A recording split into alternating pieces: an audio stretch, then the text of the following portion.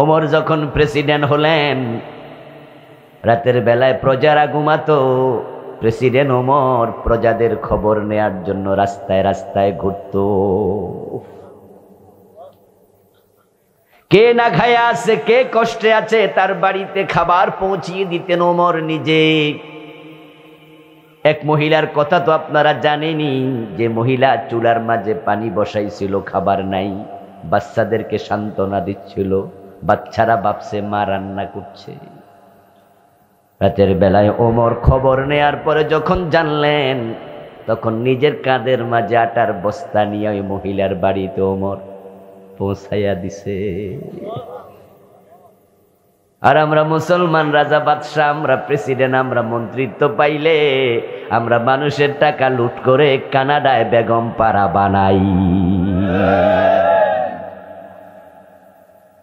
শুধু এসালম কোম্পানি ইসলামী ব্যাংকের 18টি শাখা থেকে টাকা বিদেশে পাচার করেছে 80,000 কোটি। আমাদের শ্রমিক, আমাদের গরিব, কম শিক্ষিত ভাইয়েরা দুবাই যায়, কাতার যায়, যায় না, সৌদি আরব যায়, রাস্তার মাঝে তারা কত কষ্টের কাজ করে, প্রচন্ড রোদে মরুভূমিতে কাজ করে এমন শ্রমিকও। ওরা সেখানে প্রতি মাসে $2,500 রিয়াল, 3,000 রিয়াল কামায়। তারা ওখান থেকে টাকা লইয়া বাংলাদেশে রেমিটেন্স পাঠায়, আর আমাদের নেতারা এদেশের টাকা বিদেশে পাঠায়। কি আশ্চর্য! ওই শ্রমিক মূর্খ অশিক্ষিত হে পাঠায় দেশে, আর আমাদের নেতারা পাঠায় বিদেশে। এবার বলেন, কে দেশের শত্রু, কে দেশের বন্ধু?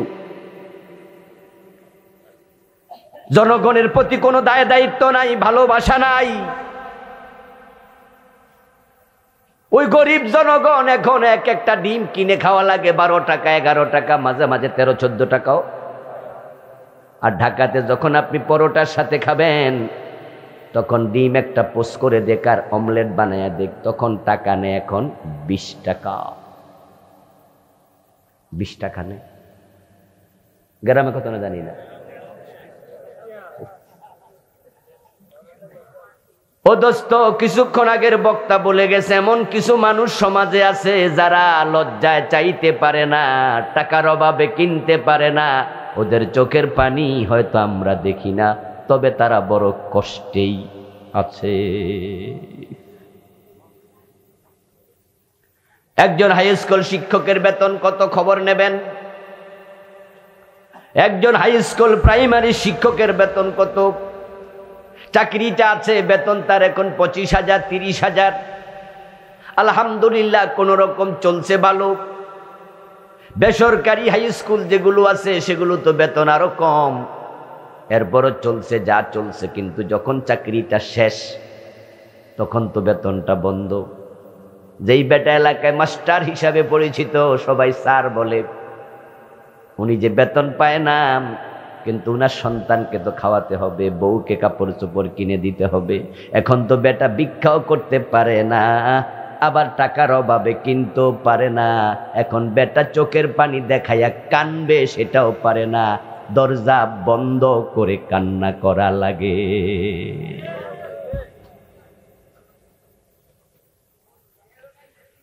হযরত ওমর তো প্রজার খবর নিত, তিনি সাহাবী। নবীজি সাল্লাল্লাহু আলাইহি সাল্লাম নেতাদেরকে শিখাইছে কেমনে দেশ চালানো লাগে, সাহাবী তৈরি করেছে। আমাদের আদর্শ তো আমাদের নবী, আমাদের অনুকরণীয় তো রাসূলের সাহাবী। এখন আমি মুসলমান দাবি করি, কিন্তু আমি নেতা হওয়ার পর ইসলাম আর ফলো করি না, আমি নিজেই লুটপাট করি।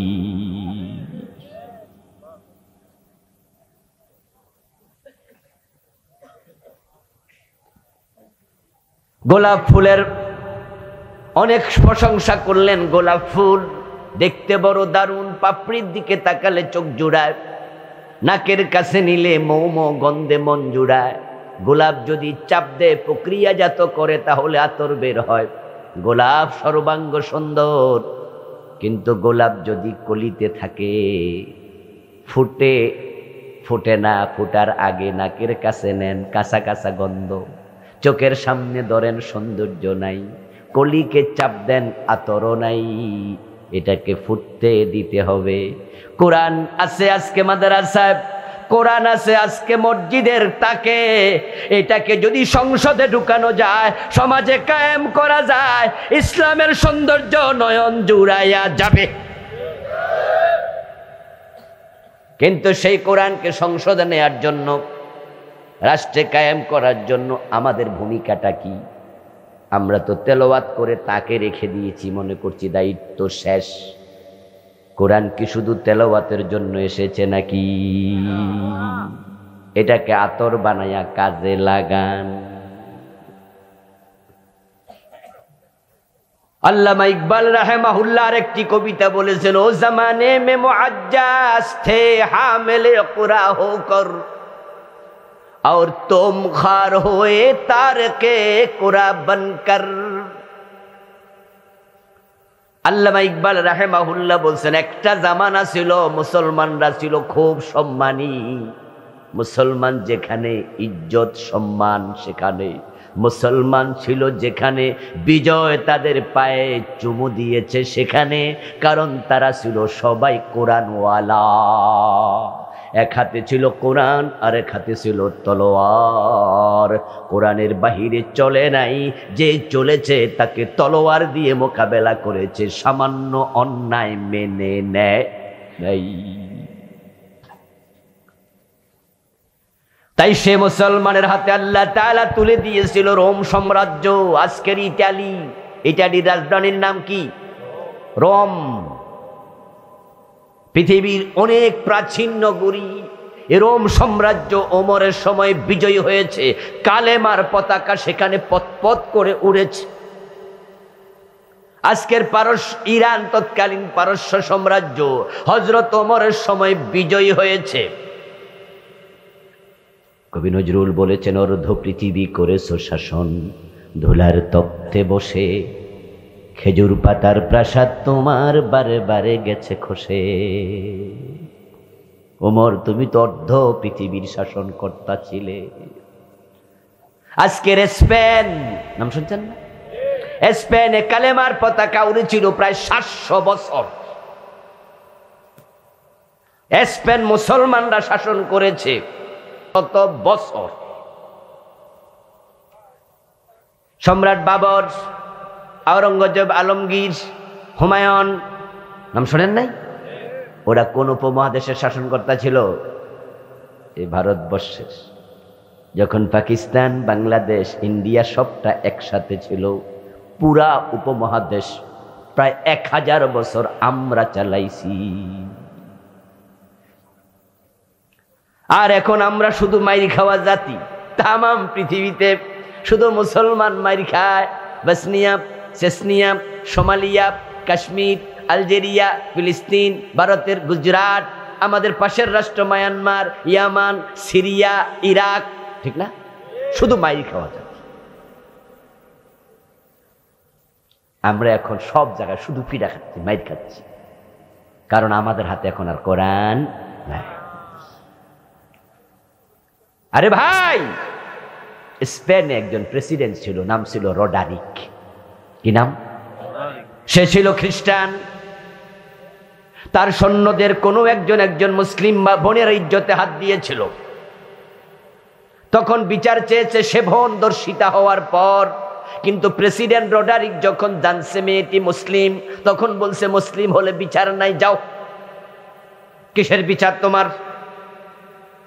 ওই মুসলিম বোনটি নির্যাতিত হইয়া তিনি আরবের বাদশার কাছে তখন চিঠি লিখেছিলেন, আমি মুসলিম হওয়াতে ইজ্জত হারিয়েছি। রাজা রডারিক বিচার করে নাই, তুমি মুসলিম শাসক, আরবে আছো, তোমার কাছে বিচার চাই, তুমি আমাদের সাহায্য করো। ওই প্রেসিডেন্টের প্রধান সেনাপতি ছিল তারিক ইবনে জিয়াদ রাহিমাহুল্লাহ। তিনি 5000 সৈন্য সাথে দিলেন। তারিক বিন জিয়াদকে বললেন, যাও স্পেনে চলে যাও। আল্লাহর বক্তব্য, আমা লাকুম লা তুকাতিলুনা ফি সাবিলিল্লাহ والمستضعفين من الرجال والنساء والبلدان الذين يقولون ربنا أخرجنا من هذه القرية الظالم أهلها واجعل لنا من لدنك وليا واجعل لنا من لدنك نصيرا কোরআন কোরআন আতরের দানি আতরের একটা বক্স, এর ভিতরে আছে শুধু সুগন্ধ। আল্লাহ 1450 বছর আগে বলছে কি হলো তোমাদের? ওখানে মুসলিম নির্যাতিত হয়, তুমি এখানে ঘুমাও কেমনে? আল মুসলিমুনা কাজাসাদিন ওয়াহিদ, নবীজি বলছেন পৃথিবীর সব মুসলমান এক দেহের মতো। ইজাশতাকা আইনুহু ইশতাকা কুল্লুহু, ইজাশতাকা রাসুহু ইশতাকা কুল্লুহু। মাথা যদি ব্যথা হয় তখন চোখ ঘুমায় না, চোখ যদি ব্যথা হয় হাত ঘুমায় না, হাতে যদি ব্যথা হয় পা ঘুমায় না। দেহের এক অংশের ব্যথায় আরেক অংশ অংশগ্রহণ করে। একটা দেহের এক জায়গায় কষ্ট হলে বাকি দেহ সজাগ থাকে, ঘুমায় না। আফ্রিকার জঙ্গলে মুসলমান বিপদে পড়লে, খবর পাইলে বাংলাদেশ থেকে উহু শব্দ বলতেই হবে। তাহলে বুঝতে হবে তোমরা এক দেহ। তারিক বিন জিয়াদের নেতৃত্বে 5000 সৈন্য পাঠিয়ে দিলেন, যাও যাও স্পেনে, ওই রাজার সামনে দাঁড়িয়ে প্রশ্ন করবা আমার বোন ইজ্জত হারালো কেন, জিহাদ হবে তোর সাথে, বিচার কেন করলি না। ডিঙ্গি নৌকা বেয়ে আরব সাগর পাড়ি দিয়ে তারিক বিন জিয়াদ স্পেনে চলে গেছেন। আমি সেদিকে যাব না, সময় চলে যাবে অনেক। রেজাল্ট হলো বিনা যুদ্ধে পুরা স্পেন আল্লাহ মুসলমানের হাতে তুলে দিছে। এত সৈন্য একসাথে যখন গেছে, চিকচিক করা তলোয়ার, নারে তাকবীর, আল্লাহু আকবার। আপনি কি ভাবতে পারেন 5000 লোক কি বাড়ির কাছের কথা? একসাথে এত লোক তলোয়ার হাতে। কিরে কেডা আসছে? গোয়েন্দা বিভাগ খবর দিল আরব থেকে সৈন্যরা এসেছে, একসাথে যাচ্ছে। ওই যে মহিলাকে দর্শন করেছে, রাজা রডারিক তার রাজপ্রাসাদের পিছনের দরজা দিয়া পালাইয়া চলে গেছে। আর মায়ানমারে এত মুসলমান মানল। আমরা পৃথিবীতে বর্তমানে মুসলমান আছি 250 কোটি। বাংলাদেশে আছি আমরা 16 কোটি, ইন্ডিয়াতে আছে 25 কোটি, পাকিস্তানে আছে 20 কোটি। পাকিস্তানের কাছে আছে পারমাণবিক বোমা। আচ্ছা, মায়ানমারে আমরা কয়জন গেছি? দরকার নাই, মইরা যাক। এজন্য ওরা মরলে আমরা হাসি, আমরা মরলে উনি হাসে, উনি মরলে আপনি হাসেন, হুজুর মরলে স্যার হাসে, 5 কলিওয়াল্লাহ মারলে 1 কলিওয়াল্লাহ হাসে, দল্লিন মারলে জল্লিন হাসে, কে আমি মারলে লাকে আমি হাসে, আলিয়া মারলে কৌমি হাসে, কৌমি মারলে আলিয়া হাসে, পীরের মুরিদ মরলে যারা মুরিদ না তারা হাসে। আর মাঝে মাঝে এইভাবে মরতে মরতে কেউ বাঁচে না, সবাই একসাথে মাইর খাচ্ছে।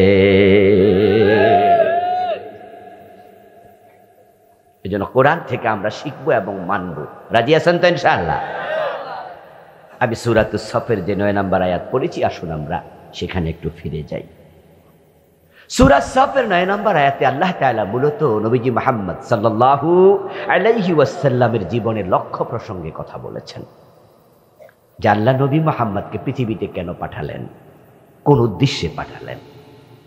রাসূলুল্লাহর জীবনের লক্ষ্য জানা আমাদের দরকার আছে না নাই? রাসূলকে মানা, অনুসরণ করা নফল না ফরজ? কথা বলেন। রাসূলকে অনুসরণ করা নফল না ফরজ? ফরজে কিফায়া না ফরজে আইন? এখন রাসূলকে যদি মানতে চান, জানা আগে না মানা আগে? তাহলে তাকে জানতেই হবে। প্রিয় নবীজি দুনিয়া কেন এসেছেন না জানলে মানবেন কি? রাসূলুল্লাহর জীবনের লক্ষ্য যেটা উম্মতের জীবনের লক্ষ্য হবে হুবহু সেটা। রাসূলুল্লাহ আমাদের জন্য আইডল, মডেল, তিনি উসওয়া, তিনি কদওয়া, তিনি আইকন, তিনি আদর্শ। তার কথা আমাদের কথা, তার চাল চলন আমাদের চাল চলন। রাসূলের চরিত্র যেমন উম্মতের চরিত্র হবে ঠিক তেমন। তার মতো দাড়ি হবে, তার মতো টুপি হবে, তার মতো খাওয়া হবে, তার মতো শোয়া হবে, তার মতো ঘুম হবে, তার মতো টয়লেটে ঢুকা হবে, তার মতো বা ডান পা দিয়ে মসজিদে ঢুকবো, ঠিক না? উনি যেভাবে ঘুমাইছেন উম্মত সেভাবেই ঘুমাবে, এটাই সুন্নাহ, এটাই নিয়ম। প্রিয় নবীজিকে যে ব্যক্তি এইভাবে অনুসরণ করবে, রাসূলুল্লাহ বলছেন মান আহাব্বা সুন্নতি ফাকাদ আহাব্বানি ওয়া মান আহাব্বানি কানা মাই ফিল জান্নাহ। যে আমি নবীর সুন্নাহকে মহব্বত করে সে আমি নবীকে মহব্বত করে, আর যে আমার সুন্নাহ মেনে আমাকে ভালোবাসার প্রমাণ দেবে সে জান্নাতে আমার সাথে ঢুকবে। জান্নাতে যেতে চান? সবাই জান্নাতে যেতে চান? চাইলে যাওয়া যায় না, চাইলে যাওয়া যায় না। চাইলে কি লাভ, না চাইলে কি? যদি চরিত্র ভালো না হয়, হিন্দুরাও তো জান্নাতে যেতে চায়। আপনাদের এলাকায় যদি কোনো হিন্দু থাকে দেখবেন বাজারে হিন্দুর দোকানে গেলে ওদের দোকানের মাঝে মরা বাবার ছবিটা ওয়ালের মাঝে টানাইয়া দেখবেন যে এখানে বুক বরাবর লিখে দিছে স্বর্গীয় সত্যেন্দ্র নারায়ণ দাস। এরকম লেখা আছে না? স্বর্গীয় শ্যামল দত্ত বাবু, স্বর্গীয় দুলাল চন্দ্র ভৌমিক। আচ্ছা, এরকম লেখা কি আপনাদের নজরে পড়ছে কখনো? স্বর্গীয় মানে কি? স্বর্গে যাইব না গেছে গা? অলরেডি চলে গেছে বেলা। স্বর্গ আর জান্নাত দুইটা কি আলাদা না এক জিনিস? ইয়েস, শব্দের পার্থক্য। আবু বকর জান্নাতি, হযরত ওমর বেহেশতি। দুইজন কি দুই দেশে? এক কথাই। ইংরেজিতে বলে হেভেন, বাংলায় বলে বাগান, আরবিতে বলে জান্নাত, ফার্সিতে বলে বেহেশত। সংস্কৃতি শব্দ হলো স্বর্গ। স্বর্গ জান্নাত এক জিনিস। কেউ বলে চোখ, কেউ বলে নয়ন, বলে না? কেউ বলে বউ, কেউ বলে বধূ, কেউ বলে লাউ, কেউ বলে কদু, কেউ বলে আনন্দ, কেউ বলে ফুর্তি। তারা বলেছে ভাস্কর্য, আমরা বলেছি এটাই হলো মূর্তি। মনে আসেনি? এই ভাস্কর্য লইয়া কত ফেস লাগছিল। মামুনুল হক সাহেব ভাস্কর্যের বিরুদ্ধে বক্তৃতা দিছে, আর পরে বেড়ারে ফেসে ফেলাইয়া বউ দিয়া দর্শনের মামলা দিয়া জেলে ঢুকাইছে। শুধু ভাস্কর্য বানায়া, মূর্তি বানায়া তারা নাকি 4000 কোটি টাকার উপরে খরচ করছে বাংলাদেশে। এখন ব্যাংকে গেলে চেক দিলে 10 লাখ টাকার চেক ফিরাইয়া দেয়, টাকা তো নাই, কারণ সব তো আজাগায় কুজাগায় খরচ করছে। যে দেশের রাস্তাঘাটের আগা নাই গোড়া নাই, কত জায়গা আছে রাস্তায় গাড়ি নিয়ে চলতে কষ্ট হয়।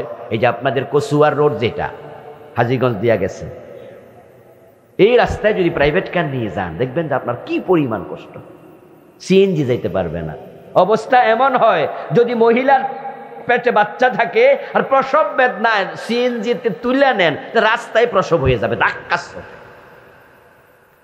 আর উনারা ভাস্কর্য বানায়, মূর্তি বানায়, 4000 কোটি টাকা নাকি মূর্তি বানায়। আমরা আলেমরা বলেছিলাম মূর্তি বানাবে না। হাদিসে পাওয়া যায় লা তাদখুলুল মালাইকাতু বাইতান ফীহি কালবুন আও তাসাবির। যেই ঘরের মাঝে ছবি থাকে, সূরত থাকে, মূর্তি থাকে, কুকুর থাকে, সেই ঘরে রহমতের ফেরেশতা যায় না। এটা শাহজালালের বাংলা, শাহ মাকদুমের বাংলা, খান জাহান আলীর বাংলা। হযরত শাহজালাল মূর্তি বানায় নাই, মূর্তি ভাঙছে।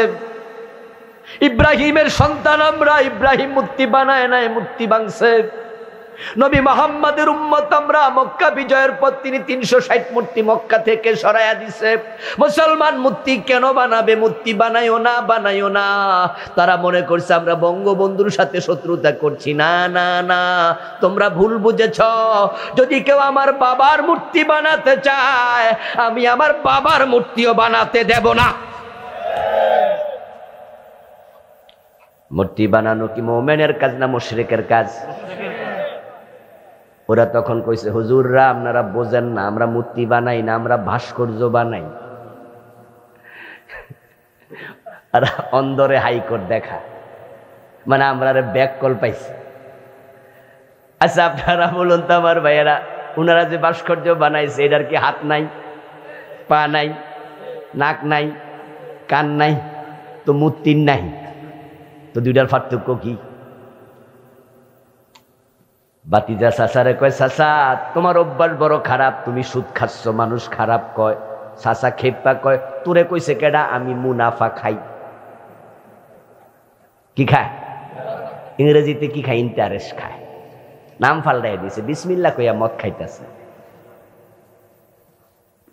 আমাদের কথা তো শোনেনি, ভাস্কর্য বানাইছে, বাড়াবাড়ির রেজাল্ট 5 তারিখে বাংলাদেশের লোকেরাও দেখছে। ওই মূর্তির গলায় রশি টানায়া মাটির মাঝে ফেলে দিয়েছে, এমন ছবিও ভিডিওতে দেখছি। মাথার মাঝে ওইটা কাপড় খুললা ওইটাও করছে। আল্লাহ বলছে সীমালঙ্ঘন করো না, সীমালঙ্ঘনকারীকে আল্লাহ পছন্দ করে না। হিন্দু মিয়া লিখেছে, স্বর্গীয় সত্যেন্দ্র নারায়ণ দাস, আপনাদের কাছে আমি জানতে চাইব, কোন হিন্দু স্বর্গে গেছে? কথা বলেন। বেহেশতে গেছে? কোন মুশরিক বেহেশতে যাবে? কিন্তু শখ আছে না নাই? আমাদের চেয়ে কম না বেশি? আমরা কো আমার দাদা জান্নাতে যাবে, আল্লাহ তুমি জান্নাতে দিও। যদি কেউ কয় না হুজুর অলরেডি আপনার দাদা জান্নাতে গেছে গা, লিখালান স্বর্গীয় আব্দুল মজিদ। আমি কমু না না আমি জানি না, কিন্তু হিন্দু মিয়া লেখা বইয়া দোকানদারি করে, মানে হে বুঝছে গেছে গা। সব কত আজকের মাহফিলে যারা আছেন তারাও বলছেন সবাই জান্নাতে যেতে চান। দোস্ত, যেতে চাইলে যাওয়া যাবে না, নবী মুহাম্মদকে ফলো করতেই হবে।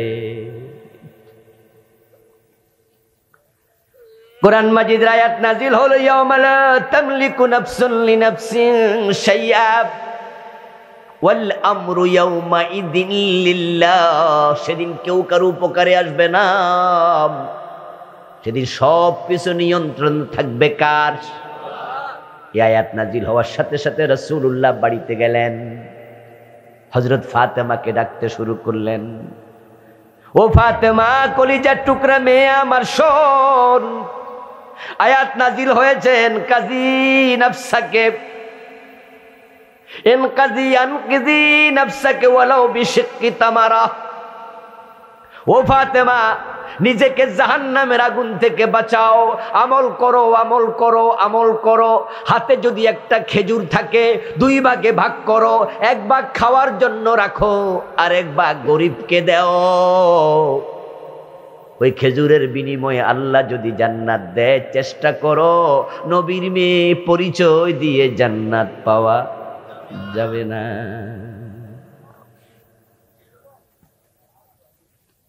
রাসূলুল্লাহকে অনুসরণ করে জান্নাত পাওয়া যায়। এখন বাংলাদেশের মানুষের দারুণ সমস্যা, নাম দেয় আহলে সুন্নি, আমি আহলে সুন্নাত ওয়াল জামাত, অথচ দিন একবার দাড়ি কামায়। নামের আগে আহলে সুন্নি, মাঝে মাঝে বিড়ি টানে, এমন লোক আছে না নাই? আরে রাসূলের প্রেমের অভাব নাই, বিড়ি টানতে টানতে দোতরা বাজাইতে বাজাইতে গান গায়, কেমনে যাব সোনার মদিনায়। বেটা বিড়ি খেয়ে সোনার মদিনায় যাবি না? ফাজিল কথা। আচ্ছা, আজকের মাহফিলে বিড়ি পকেটে আছে এমন 2-1 শ্রোতা আসেনি, কিন্তু এখানে চেক করলে পাওয়া যায়। ও প্রিয় ভাই শুনুন, বিড়ি যদি আপনি খান তাহলে আপনার মাঝে জাহান্নামের 3টা লক্ষণ পাওয়া যায় একসাথে। একটা হলো আগুন, আরেকটা হলো ধোঁয়া, আরেকটা হলো দুর্গন্ধ। জাহান্নামের মাঝে 3টাই আছে।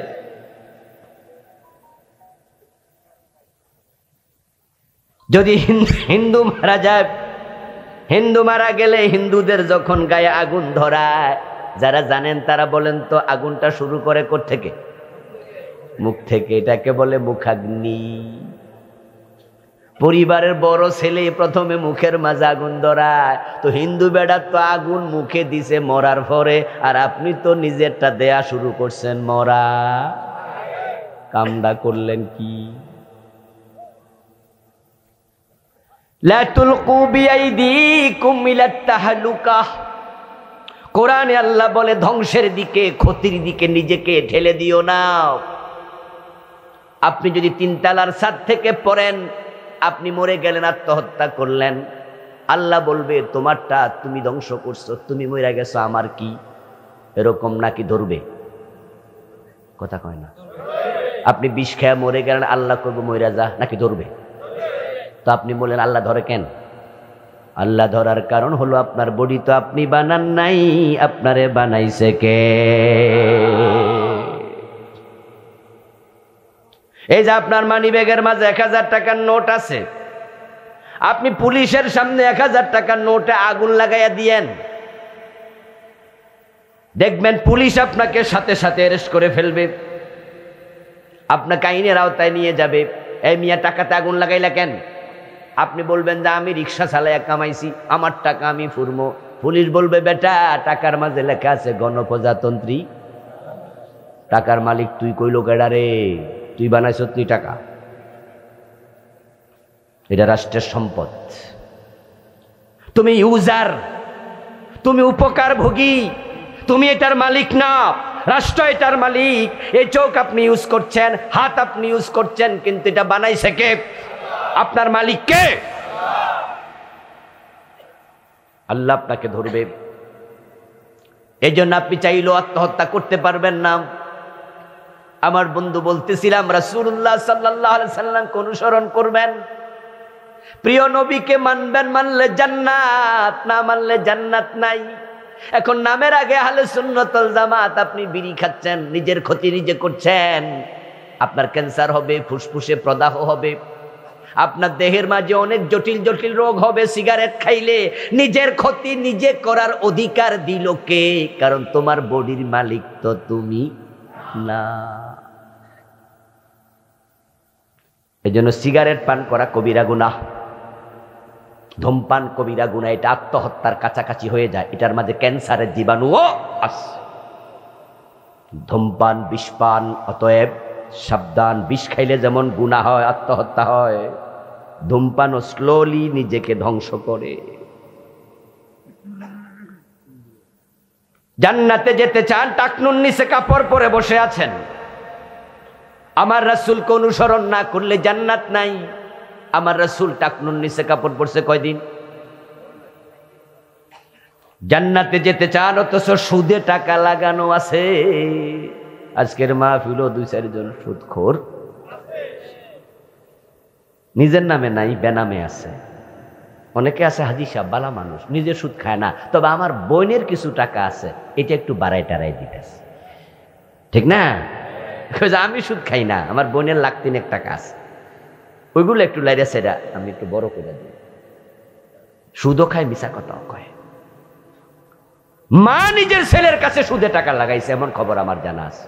ছেলে বিদেশ যাবে, মা প্রস্তাব করতেছে, তো তুই বিদেশে যাইবি, টাকা টুকা তো বেশি নাই, কর্জের উপর আনা লাগবে, সুদে আনা লাগবে, তো আমার কাছে অমুকের কিছু টাকা আছে, ধর এটা আমি তোরে দিলাম, তুই আমারে মাসে মাসে এত দিস। তো ফোলা যায় বিদেশ থেকে টাকা পাঠায়, সুদের টাকা, অথচ টাকার মালিক মা।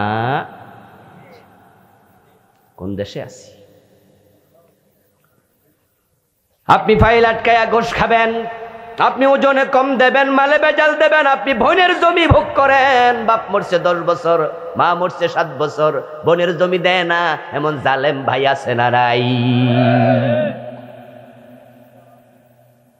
قال رسول الله صلى الله عليه وسلم من قطع ميراث وارثه قطع الله ميراثه من الجنة। নবীজি মুহাম্মদ বলেন, যে ব্যক্তি ওয়ারিসের হক কেটে নেয়, আল্লাহ তার জান্নাত কেটে নেয়। রাসূলুল্লাহকে অনুসরণ করলে জান্নাত। কালান নবী সাল্লাল্লাহু আলাইহি ওয়াসাল্লাম, কুল্লু উম্মতি ইয়াদখুলুনাল জান্নাহ ইল্লা মান আবা।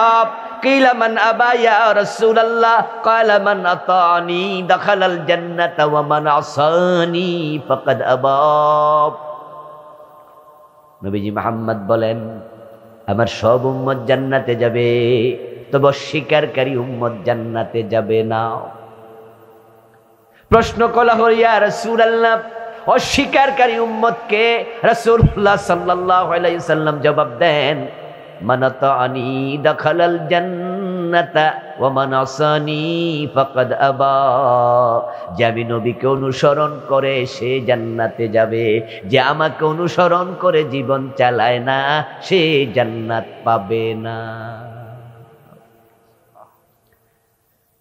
উত্তর যাদের জানা আছে তারা একটু জবাব দিয়েন। রাসূলুল্লাহর মেয়েরা বেপরদায় কি রাস্তায় গেছে?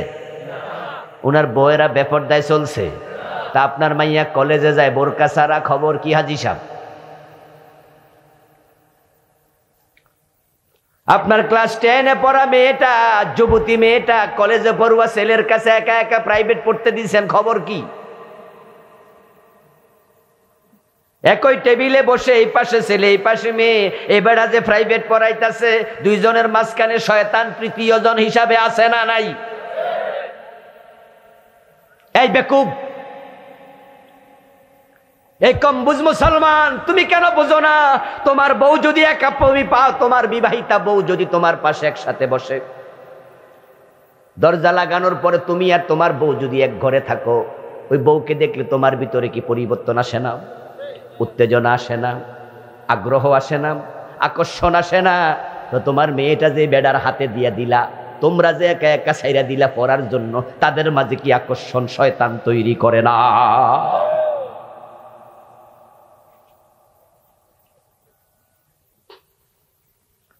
তোমার মেয়ে বোরকা ছাড়া কলেজে যায়, তার চুলের সৌন্দর্য, ঠোঁটের সৌন্দর্য, চেহারার সৌন্দর্য, বুকের সৌন্দর্য, কত মানুষ রাস্তার দুই পাশে দাঁড়ায় দেখতেছে। তুমি দায়ুস, তুমি দায়ুস, তুমি দায়ুস। قال رسول الله صلى الله عليه وسلم الديوس لا يدخل الجنة, রাসূল বলেন দায়ুস জান্নাতে যাবে না।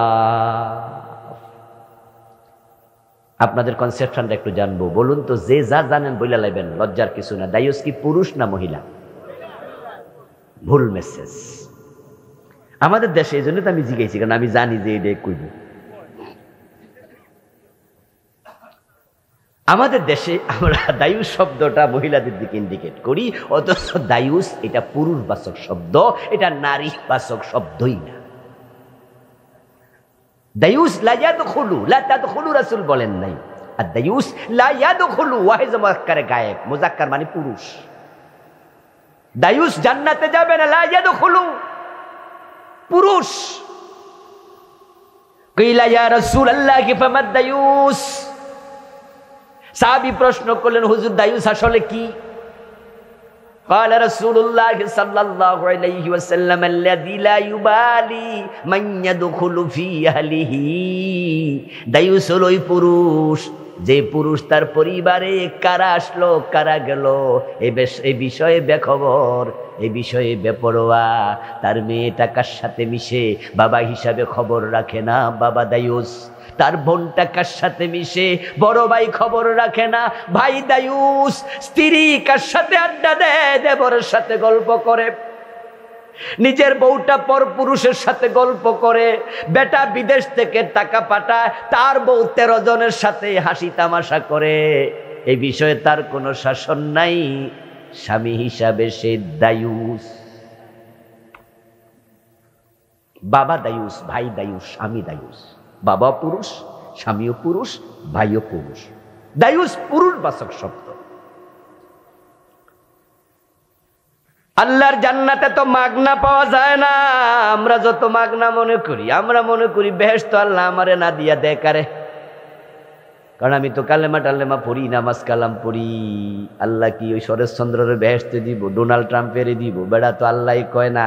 অথচ রাসূল বলেছেন আল্লাহ জান্নাত দেওয়ার পরে জান্নাতীদেরকে যখন জান্নাতে যাওয়ার জায়গা খালি থাকবে, তখন আল্লাহ নতুন মাখলুক বানাইয়া জান্নাতে দেবে, তারপরও কোনো বেঈমানকে জান্নাত দেবে না।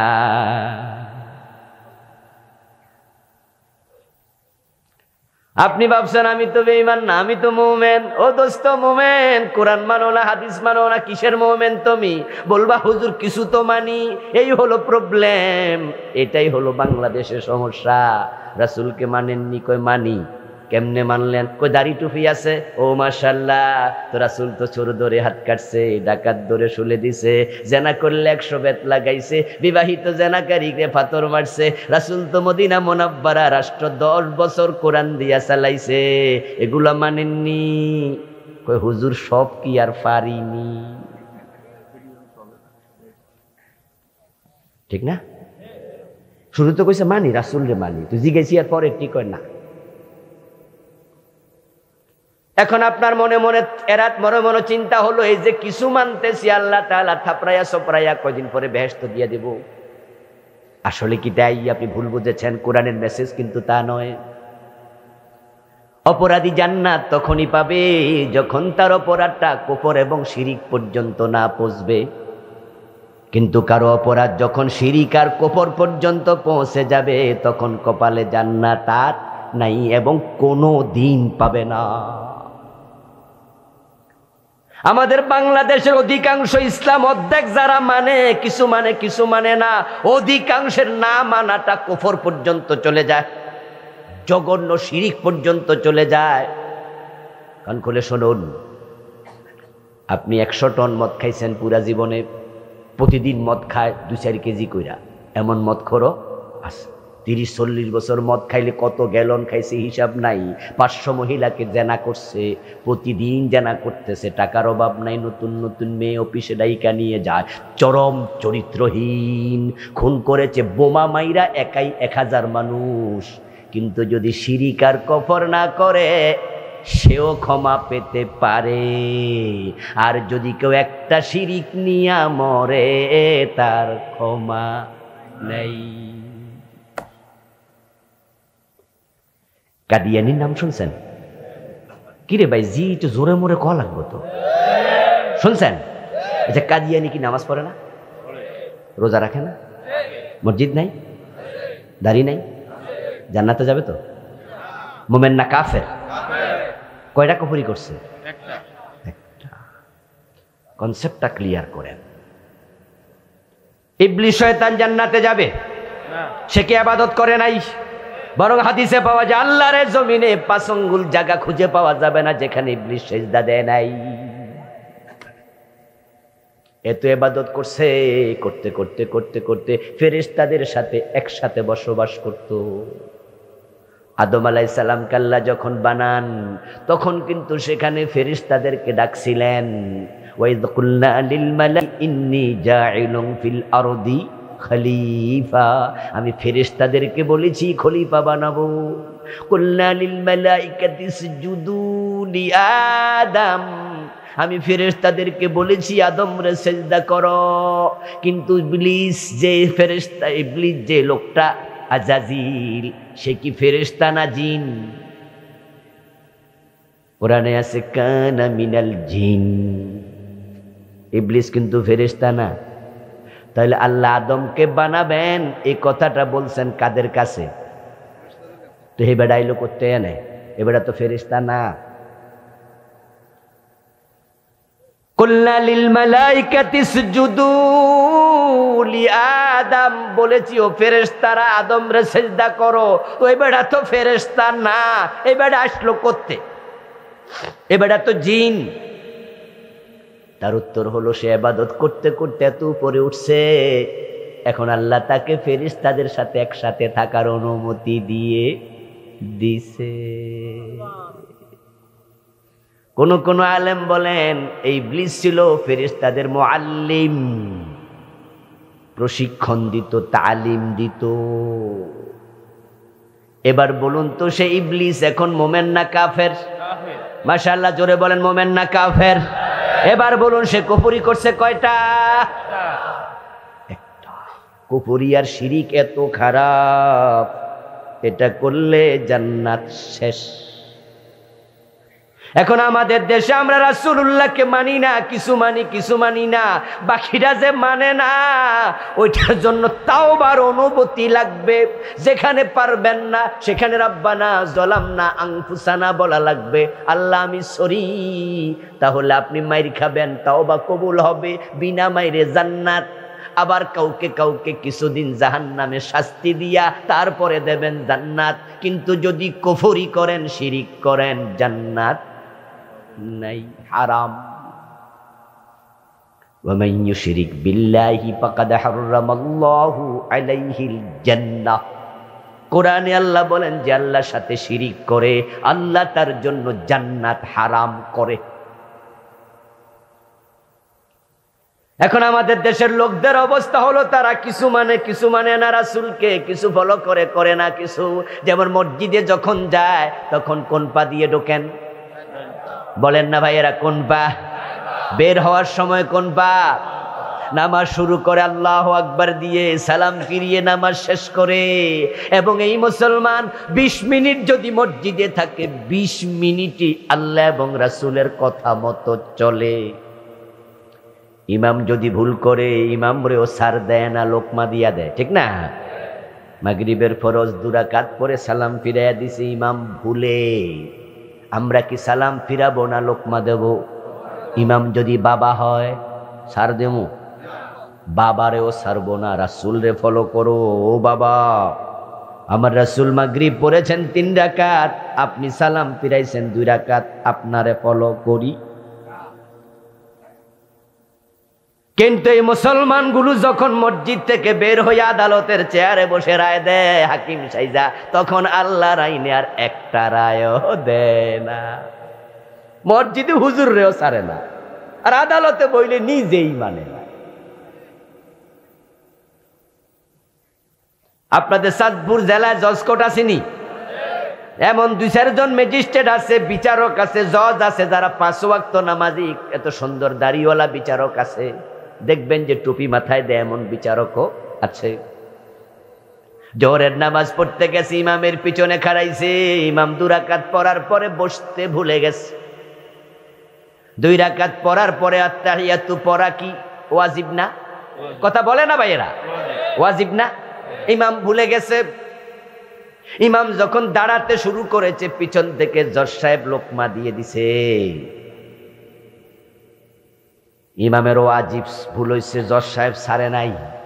কিন্তু নামাজ শেষ করার পরে জজ সাহেব যখন আদালতে বসছে, সেদিন চোরের মামলার রায় দেবে। চোরের মামলার রায় দেওয়ার সময় উনি জেল দেয় না হাত কাটার রায় দেয়? হাত কাটা কি নফল না ফরজ? ইমাম ভুল করছো কি ফরজে না ওয়াজিবে? উনি ভুল করতেছে কিসে? গুরুত্ব কোনটার বেশি? তাহলে ইমামের ভুল ধরে নিজের ভুলের খবর নেই।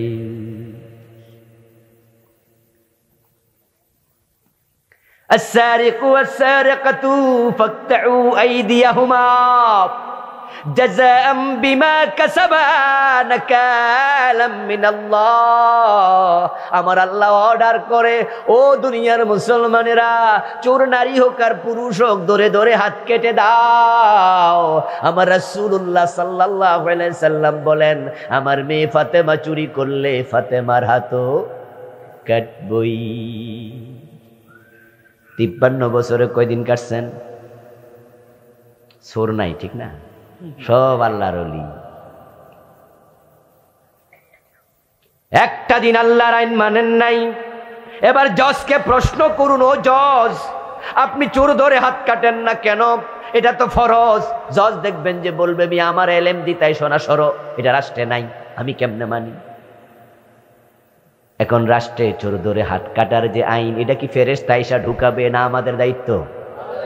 এই ব্যাপারে আপনার ভূমিকা কি? কি দায়িত্ব আপনি পালন করেছেন? আপনিও তাদেরকে ভোট দেন যারা মানুষের আইনে দেশ চালায়, তাদের সাপোর্টার, তাদের ভোটার, তাদের ডোনার। আপনি মাইক হাতে নিয়ে আপনি ঘোষণা করতেছেন নেতা হইয়া, মাইক হাতে নিয়ে আপনি সংবিধান ফলো করছেন। বাংলাদেশের সংবিধানে আছে রাষ্ট্রের মালিক জনগণ, তাই সভরেন্টি জনগণের। তাই আপনি সংবিধান ফলো করে বলছেন জনগণ সকল ক্ষমতার উৎস। নাউজুবিল্লাহ পড়বেন না। আপনার এই কথাটাই ঈমান শেষ, জান্নাত কাটা, ক্রস, ডাইরেক্ট ক্রস, শেষ। আপনার কথা পুরা কোরআনের বিরোধী। কোরআনের বক্তব্য হলো আন্নাল কুওয়াতা লিল্লাহি জামিআ, সব ক্ষমতার মালিক হলেন আল্লাহ। কোরআনে একটা সূরা আছে, নাম সূরা মুলক। তাবারাকাল্লাযী বিয়াদিহিল মুলক, তিনি পূত পবিত্র মহান সত্তা, যার হাতে রাজত্ব। কুলিল্লাহুম্মা মালিকাল, বলুন ও রাজত্বের মালিক আল্লাহ। তুতিল মুলকা মান তাশা ওয়া তানজিউল মুলকা মিম্মান তাশা, তুমি যাকে চাও ক্ষমতা দাও, ক্ষমতার মালিক তুমি। যাকে চাও তার থেকে ক্ষমতা কাইরা নিয়া দিল্লিতে দাদার বাড়ি পাঠায়া দাও। ক্ষমতার মালিক জনগণ যে না, এটা 5 তারিখে আমরা বুঝছি, ভালো কইরা বুঝছি। এর আগে কোরআন পড়েছি, কোরআন বুঝেছি, কোরআন শিখেছি, আর 5 তারিখে আবার কোরআনকে নিজের চোখে দেখেছি। ক্ষমতার মালিক জনগণ নয়।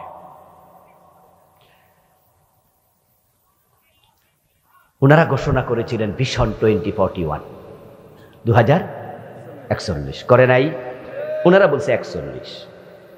এবং তাদের দ্বিতীয় নেতা বলেছে যে কিসের আন্দোলন করবো মিয়া, এবছর না সে বছর, মানুষ বাঁচে ওই বছর। কথার মাঝে বোঝা গেছে যে না, আমরা আছি 41 পর্যন্ত আছি, কোনো টেনশন নাই। কিন্তু আল্লাহ এমন ভাবে উল্টাইয়া দিছে, উনাদের সেনা প্রধান, উনাদের আত্মীয় বেড়া ছাইয়া কয় 41 সাল না 45 মিনিটও নাই। খেয়াল করছেন নি?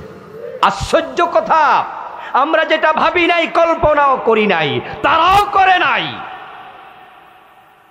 একজন নেতা লম্বা দাড়ি ছিল, দাড়ি মারি কামাইয়া পলাইতে চাইছিল, পলাইতে যে পারে নাই।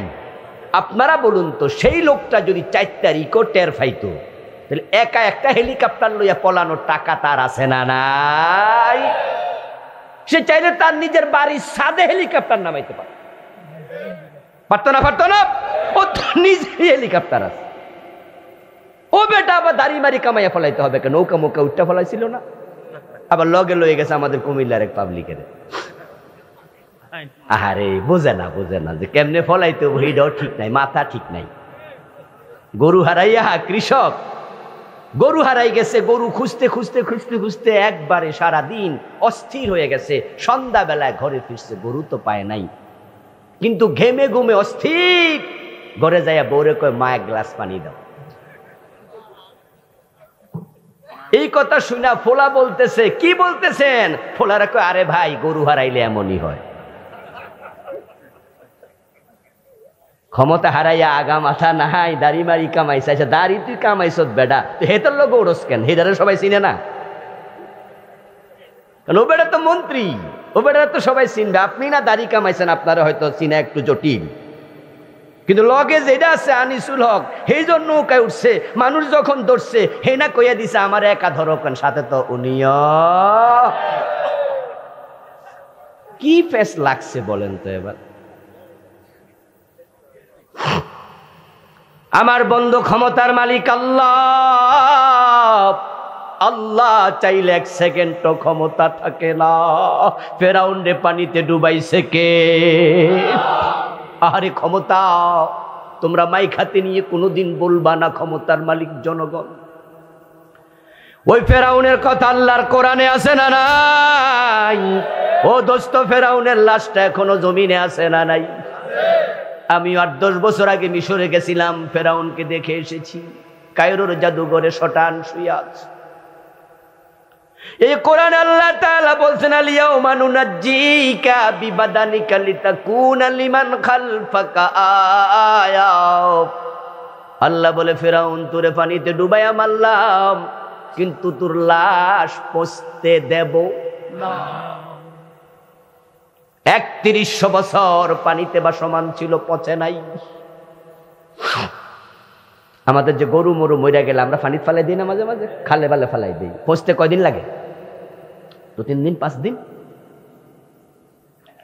1 সপ্তাহ পরে গিয়ে দেখবেন গরুর হাড্ডি থেকে মাংস আলাদা হয়ে গেছে। আর ফেরাউনের লাশ পানিতে ছিল 3100 বছর।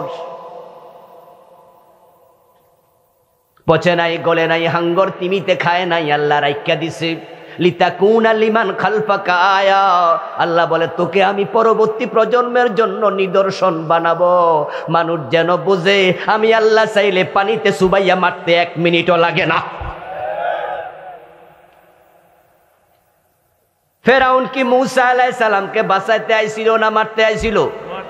আর আল্লাহকে মূসারে বাঁচাইয়া দিমু, তোরে পানিতে চুবামু। মূসার জন্য বাড়াইলেন রাস্তা 12টা, ওই রাস্তা ধরে মূসা পার হয়ে যায়, ফেরাউন পানিতে ডুবে মরে। এবার আপনাদের ফালা, আপনাদেরকে আমি প্রশ্ন করবো, আপনারা একটু জবাব দিয়েন দয়া করে। ফেরাউন যখন পানিতে মরে তখন কি ঘুমেছিল না সজাগ? পদত্যাগ করে এসেছিল না ক্ষমতায় ছিল? একা ছিল না সৈন্য ছিল? আল্লাহ কি বুঝাইল যে আমি ক্ষমতায় রাইখা সজাগ রাইখা সৈন্য সহ ডুবাইয়া দিই, আমি ধরলে সেনাবাহিনীও বাঁচাতে পারে না। যেমন 5 তারিখে পারে নাই সেনাবাহিনী, পুলিশ বাহিনী সব ওদের। আমাদের ছাত্র জনতা যে তারা যে রাস্তায় নামছে, ওরা কি পুলিশ ওদের কথা শোনে? ওরা তো গুলি করে 2000 মেরে নিয়েছে। দেখেন লক্ষ্য করে, আর যে ডক্টর ইউনূস মিয়াজকে ক্ষমতা, সে যদি মনে করে আমার যোগ্যতার কারণে আমি ক্ষমতায় আসছি, এটাও ভুল। কারণ ক্ষমতা আল্লাহ কাকে বসাবে তিনি জানেন, কাকে আবার উল্টাইয়া দেবে চেয়ার এটা তিনি জানেন। সব ক্ষমতার মালিক কে? কারণ ডক্টর ইউনূস তো 5 তারিখের আগে কল্পনা করে নাই এত বড় চেয়ারে বেডা বসবে, বরং বেডা যেটা কল্পনা করছে গত কয়েক মাস, ওইটা হলো আল্লাহ জানে কয় বছর জেলখানায় থাকা লাগবে। কারণ বেডার বিরুদ্ধে যে মামলা, ছোট ছোট মামলা না, বড়। কি এত বড়? 1000 কোটি টাকা এক এক মামলা। যদি জেল প্রতি মামলায় 15-20 বছর কইরা, তা 200-250 বছর হইত। বেটা মামলার হাজিরা দিতে আইছে, বেডার ঠ্যাং দিয়ে আইটা তুলছে 8 তলায়, লিফট দিছে বন্ধ কইরা, কারেন্ট গেছে গা, আইটা ওড়ে। বেডার বয়স 84 বছর। আদালত উঠতে দেখে হাকিম নাই। হাকিম কই? হাকিম আইতা সামনে খাড়াই থান, সে আরো দেয় নাই বসতে। বুঝাই দিছে, এই মিয়া তুমি কেডা? কিসের তুমি নোবেল লরিয়েট? কিসের নোবেল লরিয়েট তুমি মিয়া? তোমার হাইটটা উপর উঠাবো, দাঁড়ায় করাকে রাখবো। বুঝাইছে ক্ষমতা আমার, তোমার কিচ্ছু না। এই বেটা পরিস্থিতি দেখে বুঝছে আল্লাহ জানে রায়ের দিন যে কয়শো বছর জেল দেয়, কিন্তু আল্লাহ কয় না, তোকে আমি সবচেয়ে বড় চেয়ারে বসাচ্ছি। আর যদি ঠিকঠাক মতো বেডাও না চলে, বেডারও চুবানোর ক্ষমতা আল্লাহর আছে না নাই? এজন্য আমরা আল্লাহর সামনে অসহায়। শিরিক করবেন, কুফরি করবেন, ইমান চলে যাবে। কারো কারো ইমান তেমন ধ্বংসের জায়গায় চলে গেছে। কোরআনের কিছু মানে না। যারা আপনারা কিছু মানবেন কিছু মানবেন না। আদালতে ইসলাম নাই, গণভবনে ইসলাম নাই, সংসদে ইসলাম নাই, রাষ্ট্রের কোথাও ইসলাম নাই। শুধু ইসলাম আছে নামাজ, রোজা, হজ, যাকাত, টুপি দাড়িতে, পাঞ্জাবি পায়জামাতে। ওটুক ইসলাম চলবে না। ও তো খোলো ফিসিলমে কাফা। আল্লাহ বলে ইসলাম যদি মানব পরিপূর্ণ মানতেই হবে।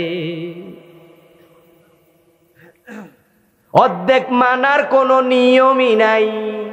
ফজরের নামাজের ফরজ কয় রাকাত? ভাইয়েরা আমার কথা বলেন, কয় রাকাত? 1 রাকাত পড়ছেন ভালো কইরা সূরা ইয়াসিন দিয়া 15 মিনিট লাগাইয়া, আর 1 রাকাত না পড়া বাড়ি চলে গেছেন, সওয়াব হবে অর্ধেক। ঠিক না? কেন পড়ছেন তো? অর্ধেক মানা সিস্টেমই নাই। চৈত্র মাসের দুপুরে রোজা রাখছেন, ক্ষুধা রাখছে, দুপুর বেলায় পেটে চোঁচো করছে, ঘড়ির দিকে তাকাইয়া দেখেন 2:30 বাজে। হিসাব কইরা দেখছেন সকালবেলা রোজা রাখছি মোটামুটি 8.5 ঘন্টা হয়েছে, রোজা আছে আর 6 ঘন্টা। ইফতার করিয়া লাই, সওয়াব হবে 60%। ঠিক না? কি বাত? أفتؤمنون ببعض الكتاب وتكفرون ببعض فما جزاء। অর্ধেককে ইসলাম লইয়া যায়েন না আল্লাহর কাছে।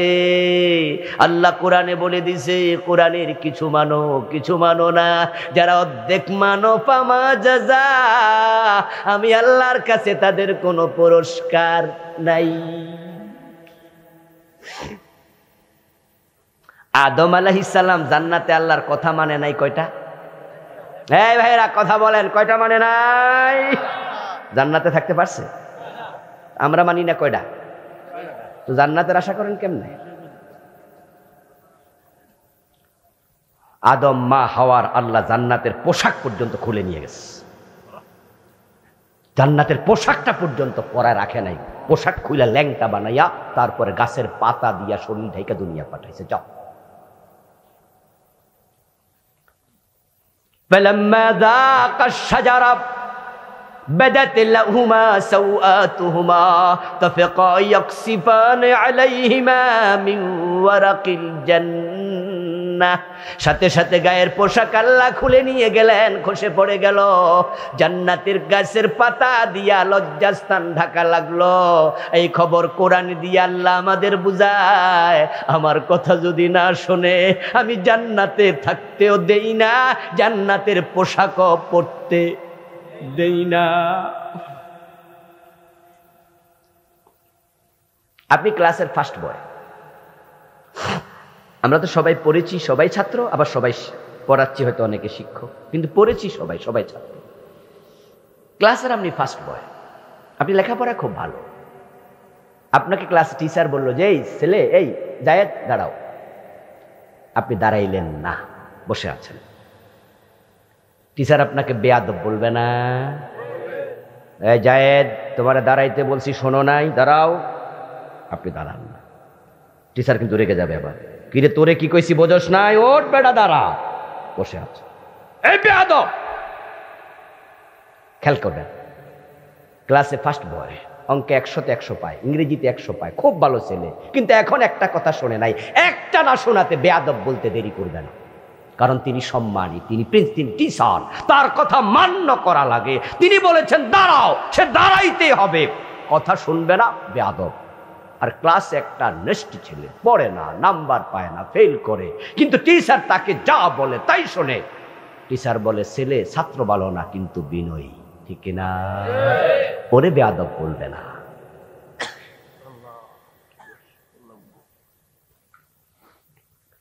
যদি শিক্ষক হই আপনার এত ভাব, আপনার এত পাওয়ার যে আপনার একটা কথা শুনিনি আপনি তাকে বেয়াদব বলে দেন, আপনি কি ওই ছাত্রেরা খাওয়ান? তার বাতাস সাপ্লাই দেন? অক্সিজেন আপনি বানাইছেন? তার হৃদক্রিয়া, হৃদযন্ত্রের ক্রিয়া আপনি সচল রাখেন? আপনি তার চোখ, হাত, কর্ণ, নাসিকা বানাইয়া দিছেন? আপনি শুধু শিক্ষক, এটাই আপনার এত ভাব। আর যে আল্লাহ সব দিছে তার ভাব কত? তার কথা শুনবেন না আপনি?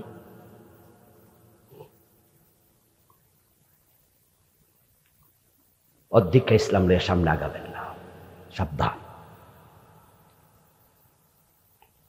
মাগরিবের পর শাশি আম্মা চাচাকে বলছে, চাচারে বলছে, এই শোনেন তো, ঘরে তো মোমবাতি নাই, হঠাৎ বিদ্যুৎ চলে যায়, কারেন্ট চলে গেলে তো ভাত খাবেন কেমনে? যান তো বাজারে যে একটা মোমবাতি কিনে নিয়ে আসেন, পাশে বাজার। মুরব্বী বাজারে যাবে 10 টাকার একটা মোমবাতি আনতে।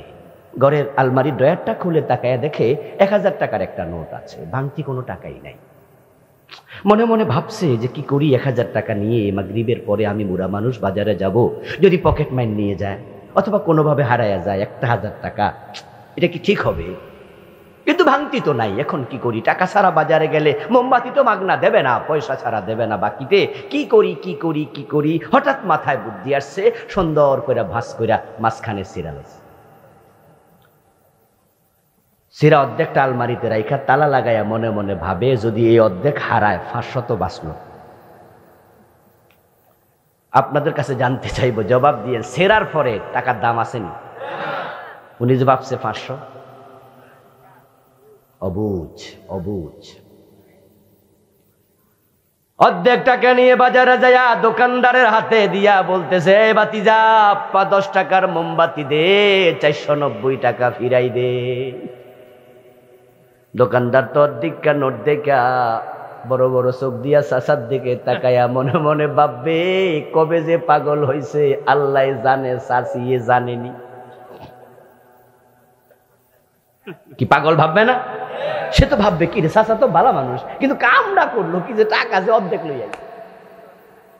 সে নিশ্চয় বলবে, চাচা এটা কি করছেন আপনি, অর্ধেকটা টাকা। এবার মুরব্বী দমক দিয়ে কয়, এই ফোলা, আমার সে কম বোঝস, তোর সে বয়স আমার কম। বাতাসে বুড়া হই নাই বেড়া, এমনে দাড়ি ফাঁকে নাই, কইছি 490 ফিরাই দে, আসলে কি দিব? বরং দোকানদার এক পর্যায়ে বলতে বাধ্য হবে, চাচা আপনি কি আমার সাথে ফাইজলামি করতেছেন? আপনার টাকা নিয়ে আপনি যান, আপনারা 490 ফিরাই দেব। আপনি কি শুরু করছেন এসব? আল্লাহর কাছে দীক্ষা ইসলাম নিয়ে যাবেন, আল্লাহ জান্নাত দিয়ে দেবে, ভাবলেন কেমনে? একটা কথা শোনে নাই, আপনার বাবা আদমকে আল্লাহ জান্নাতে রাখে নাই, মা হাওয়াকে বের করে দিয়েছে। শয়তান একটা মানে নাই, শয়তানকে কাফের বানিয়ে বলছে ফাকুরুজ মিনহা ফাইন্নাকা রাজিম, বেরিয়ে যা, তুই অভিশপ্ত। কাদিয়ানি একটা মানে নাই, কাদিয়ানির ঈমান নাই, কাফের।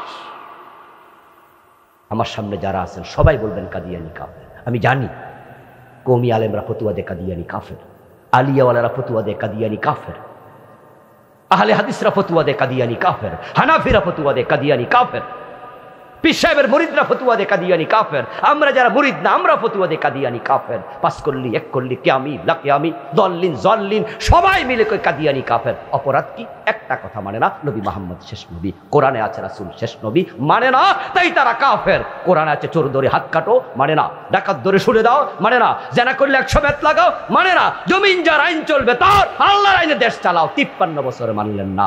শয়তান মানে না একটা, সেই কাফের। কাদিয়ানি মানে না একটা, সেই কাফের। আপনি মানেন না ডজন ডজন, আপনি জান্নাতি মোমেন। ফাইজলামি পাইছেন আপনি?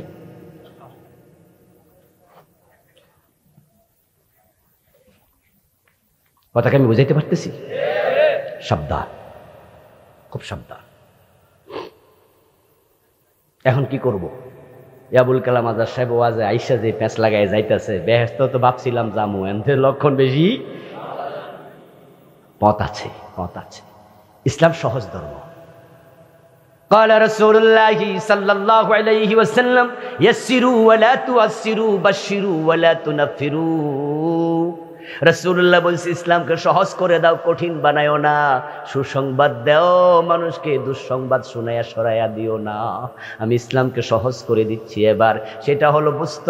ও আমার প্রিয় বন্ধু, ও দোস্ত, আপনাকে বলি কোরআনে যা আছে সব মানেন, মানলে তো জান্নাত সহজ হয়ে যায়।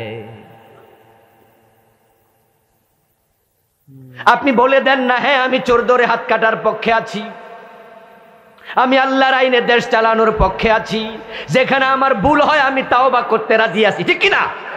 আমার ভুলগুলো আমি আল্লাহর কাছে তাওবা করবো, আমি রাজি আছি, আমি গাদ্দারি করব না। আদম আলাইহিস সালাম ভুল করছে, তওবা করে নাই? শয়তান ভুল করে তওবা করছিল? প্রবলেমটা তো এখানে।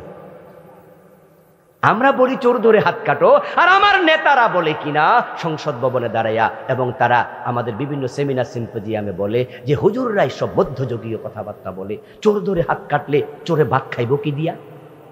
ওরে বাবারে, কার জন্য মহাব্বত? কিরে ভাই কথা কয় না, কার জন্য মহাব্বত দেখাচ্ছে? চোরের জন্য। অত সেই কয়টা চোরের কারণে আমরা দরজা খুলে ঘুমাতে পারি না। এই চোরদের কারণে সোনার বাংলা তৈরি হয় না, ঠিক কিনা?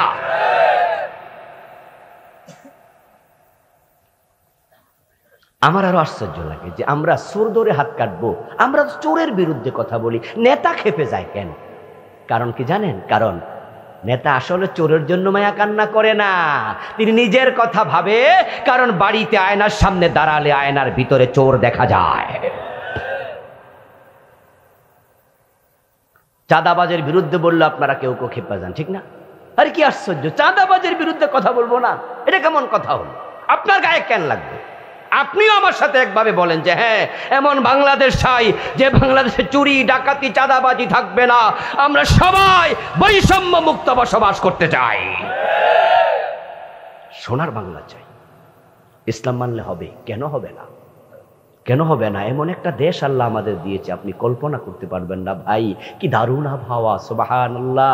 এই যে এখন শীতকাল চলছে, আমরা কিন্তু একটা কোটি গায়ে দিয়ে আমি বসে আছি, হুজুর একটা জামা গায়ে দিয়ে বসে আছে, একটু এদিকে আপনারা কেউ একটু চাদর মাদর পরছেন। নিউ ইয়র্কের খবর নেন, নিউ ইয়র্কে এখন বরফ পড়ছে। আজকে আমাকে সকালবেলা একজন ছবি পাঠিয়েছে। নিউ ইয়র্কে এবার গিয়ে আমি 3-4 দিন ওই ভাইয়ের বাসায় ছিলাম। সকালবেলা একটা ভিডিও পাঠাইছে, বরফে ঢাকা, ওনার গাড়ি আছে বাসার সামনে, গাড়ি সহ দেখাচ্ছে, গাড়ি পর্যন্ত বরফ এরকম এটুকু পড়ছে। আমেরিকার 50টা অঙ্গরাজ্যের মাঝে 30 থেকে 35টা 3 থেকে 3.5 মাস বরফে ঢাকা থাকবে। 3 ফিট পর্যন্ত 4 ফিট পর্যন্ত বরফ পড়ে, ফল হয় না, ফসল হয় না, গাছে একটা পাতা থাকে না। আমি জিজ্ঞাসা করলাম যে 3.5-4 মাস যদি ফল হয় না, ফসল হয় না, আপনারা খান কি? হাসি দিয়ে বলে, হুজুর খানার কি অভাব আছে? কি বলেন এসব? খানার কি আমাদের দেশে অভাব আছে? স্টোরে রেখে দেয়, খাবার তো অভাব নাই। ওদের দেশে 3.5 মাস 4 মাস ফসল হয় না, ওদের খাবারের অভাব নাই। আর আমার দেশে 12 মাস ফসল হয়। আমার দেশের গরিবেরা না খেয়ে কান্না করা লাগে।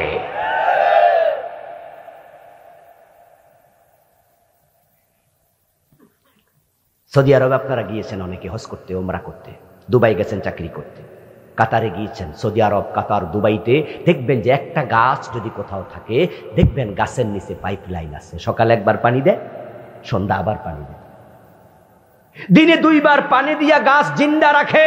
আর আমার দেশের আবহাওয়া, আমার দেশের জমিনের উৎকর্ষতা, আল্লাহর বিশেষ দান। আম খেয়ে আমের বিচি ফেলাই দেন, দেখবেন যে 15 দিন 20 দিন পরে নিজে নিজে গাছ হয়ে যায়। 2 বছর পরে নিজে নিজে আম ধরবে। কি চমৎকার আবহাওয়া। 2021 একবার গিয়েছিলাম আমেরিকাতে শীতকালে, 9 দিন ছিলাম মাত্র, 9 দিন না 10 দিন জানিয়েছিলাম। 2-3 দিন পরে আমার সর্দি এমন ভাবে হলো, আমার নাক টান দিয়ে দেখি রক্ত বের হয়। আমি আমার বাংলাদেশি এক ভাইকে জিজ্ঞাসা করলাম যে ভাই, এই শীতে আপনারা থাকেন কেমনে? আমার তো নাকে রক্ত জমে যাচ্ছে। উনি তখন হাসি দিয়ে বলল, হুজুর শীত তো আসেই নাই, ডিসেম্বরে টের পাবেন। আমি সাথে সাথে জবাব দিয়েছি, আল্লাহ যেন ওই পর্যন্ত আমার আমেরিকায় না রাখে। আমার 10টা দিন আমি বারবার মনে হয় চাইছি পালাইয়া চলে আসি, কিন্তু প্রোগ্রাম করতে গেছি তো, শিডিউল করা প্রোগ্রাম তারা নিয়েছে, তারা বিমান ভাড়া, তারাই আমাকে গেস্ট হিসাবে নিচে, আসবো কিভাবে? কিন্তু আমার মন চাইছে উড়াল দিয়ে চলে আসি। আমার এক দেশ কি চমৎকার। লাউ যদি নষ্ট হয়ে যায়, মোটা হয়ে যায়, চামড়াটা একটু শুকায়া যায়, পুরান হয়ে যায়, মা বোনরা বলে এই লাউটা আর খাওয়া যাবে না রে, এটা ফেলে দে তো। কাজের মেয়ে লাউটা রাস্তার পাশে ফেলে দেয়। ওই লাউটা একটু পচে যাওয়ার পরে কাক খায়, কাকে খায়? লাউয়ের গোটা সহ খায়। আবার এই কাক আরেক জায়গায় পায়খানা করে। এমন ঘটনা ঘটে, কাঠের পায়খানা থেকে বের হওয়া লাউয়ের বিচি থেকে গাছ হয়ে যায়। কেউ যত্ন নেয় না। এই দেশ কেন পিছিয়ে থাকবে? এই দেশ কেন পিছাবে? মালয়েশিয়া স্বাধীন হয়েছে আমাদের মাত্র 10 থেকে 12 বছর আগে। মালয়েশিয়া এখানে চাকরি করতে গিয়েছেন, থাকতেই পারেন এখানে। আমিও 12-14 বছর আগে গিয়েছি। সেখানে কি পরিমাণ 50 তলা বিল্ডিং দেখেছি 12-14 বছর আগে। আমি হিসাব করে পারিনি গুনতে, এত বিল্ডিং, টুইন টাওয়ার তো টুপিটা হাতে নিয়ে তারপরে ছাদ দেখেছি, এত উঁচু। কিন্তু আমার দেশে একটা 50 তলা বিল্ডিং 53 বছর আমরা বানাইতে পারি নাই। নবীজি সাল্লাল্লাহু আলাইহি ওয়াসাল্লামের জীবনের লক্ষ্য কি? সেটা হলো লিইয়ুযহিরাহু আলাদ দীনি কুল্লিহি। আমি আমার নবীরে পাঠাইছি, আমার নবীর জীবনের লক্ষ্য সমাজে কোরআনের বিজয় করা। কোরআনের বিজয় হলো রাসূলুল্লাহর জীবনের লক্ষ্য। আমাদের জীবনের লক্ষ্য যেন তাই হয়। কারণ কোরআন যদি বাংলাদেশে সংসদে পাঠিয়ে দেয়া যায়, বিজয় করে ফেলা যায়, তাহলে নামাজের ওয়াজার লাগবে না। আমরা আইন করব, আজানের সাথে সাথে দোকান বন্ধ করতেই হবে। আজানের সাথে সাথে দোকান বন্ধ করো, এমন কথা কোরআনে আছে কিনা? যদি এটা চালু হয়ে যায়, এই তাবলীগের ভাই, ও মাদ্রাসার হুজুর, ও পীর সাহেব হুজুরের মুরিদ, ও নামাজি, আমরা সবাই তো কেউ না কেউ এই জায়গাতে আছি। হয়তো কেউ পীর সাহেবের মুরিদ, কেউ তাবলীগের সাথী, কেউ আমরা মসজিদের নামাজি। আমরা সবাই তো এখানে আছি। আমরা সবাই তো চাই সবাই নামাজ পড়ুক, ঠিক কি না? তো এই আইন কেন নাই? আপনাদের এটা কোন থানা? হাজীগঞ্জ থানা প্রপারে কত দোকান না? আল্লাহ, বিশাল বাজার তো হাজীগঞ্জ।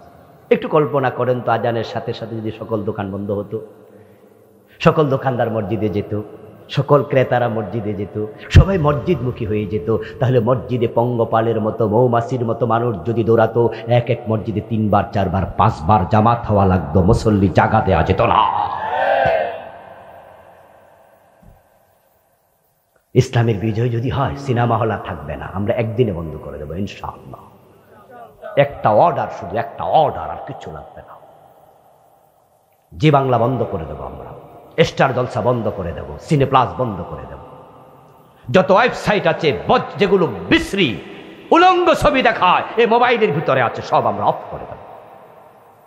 একদিন লাগবে শুধু বন্ধ করতে, অর্ডার, একটা অর্ডার এনাফ। হুজুররা 40 বছর ওয়াজ করলে এটা বন্ধ করা যাবে না। দিনের বিজয় করো, বন্ধ হয়ে যাবে। যে সুদ খেলে 73 গুনাহ হয়, সবচেয়ে ছোট গুনাহটা হলো নিজের মায়ের সাথে জেনা করা। ওই সুদ বন্ধ করতে আমাদের একদিন লাগবে মাত্র। একটা অর্ডার হবে, 151 জন এমপি একসাথে সংসদ ভবনে বলবে আমরা সুদ চাই না, এক শব্দে সুদ বন্ধ হয়ে যাবে, এক শব্দে বন্ধ হয়ে যাবে। দিনের বিজয় প্রিয় নবী করেছেন, সাহাবায়ে কেরাম সংখ্যা ছিল 1.25 লাখ। প্রিয় নবীর নবুয়তের বয়স 23 বছর। আমার রাসূল 23 বছরে 1.25 লাখ সাহাবীকে নিয়ে মদিনার সংসদে আল্লাহর কোরআন ঢুকিয়ে দিনের বিজয় করে দিলেন। বাংলাদেশের বয়স 54 বছর চলছে, মুসলমান আছি আমরা 16 কোটির বেশি। আমরা কেন দিনের বিজয় করতে পারবো না? এজন্য একটু জেগে ওঠেন, কোরআনের পক্ষে চলে আসেন। আমরা আশাবাদী, সুযোগ এসেছে আগস্ট বিপ্লবের পরে। আমরা চাইলে এবারে কোরআনকে সংসদে পাঠাতে পারি, এবারে পারি। বিপ্লবের জন্য অস্ত্র লাগে না, আমাদের ছাত্র জনতা প্রমাণ করেছে। আগে ভাবতাম ইসলামী বিপ্লবের জন্য অনেক অস্ত্র, প্রশিক্ষণ, মুজাহিদ লাগবে, কারণ যারা ইসলাম বিরোধী তারা গুলি করবে, তখন আমরা কি করব? আমাদেরও গুলি হাতে নিতে হবে। আফগানিস্তানের মুসলমানেরা অস্ত্র হাতে নিয়ে যুদ্ধ করেছে আমেরিকার সৈন্যদের বিরুদ্ধে। এক পর্যায়ে দীর্ঘ ত্যাগ, তিতিক্ষা, রক্তের পর আফগানিস্তানে ইসলামী হুকুমত এসেছে। বাংলাদেশেও কোন দিন জানি আসে, কত যুদ্ধ লাগে, কিন্তু আমি দেখেছি না না, অগাস্টে 2000 ছাত্র প্রাণ দিয়েছে, অস্ত্র ছাড়া রাস্তায় নেমেছে, বিজয় আল্লাহ দিয়েছে। আমরা দিনের জন্য প্রয়োজনে 2 লক্ষ শহীদ হয়ে যাব, আল্লাহ বিজয় দেবে ইনশাআল্লাহ। আমরা সেটা পারবো যদি আপনারা সিদ্ধান্ত নেন। আর যদি আপনারা মনে করেন যে না, ইসলামের বিজয় হলে কি, না হইলে নাই, তাহলে দুনিয়া তো জিতবেন না, আখেরাত জান্নাত পাবেন না। কোরআন কায়েমের জন্য আসমান থেকে ফেরেশতা নামবে না, এটা ফেরেশতাদের ডিউটি না। কোরআন কায়েমের জন্য পরিস্থান থেকে জিনেরা আসবে না। কোরআন কায়েমের জন্য জঙ্গল থেকে হাতি, বাঘ, ভল্লুক জমিনে আসবে না। এ কোরআন কায়েমের জন্য আল্লাহর খলিফা মুসলমানেরা কাজ করা লাগবে। রাসূল সেটাই করেছেন, সাহাবারা সেটাই করেছেন। আসুন না আমরা কোরআনের বিজয়ের জন্য, বাংলাদেশটাকে কোরআন দিয়ে সাজানোর জন্য একটু আগায়া যাই। আল্লাহর কাছে তৌফিক কামনা করছি, সবাই বলি আমিন। হাযা মা ইনদি ওয়াল ইলমু ইনদাল্লাহ, আলাইহি তাওয়াক্কালতু ওয়া ইলাইহি উনীব। প্রিয় ভাইয়েরা, আমরা সংক্ষেপে একটু দোয়া করতে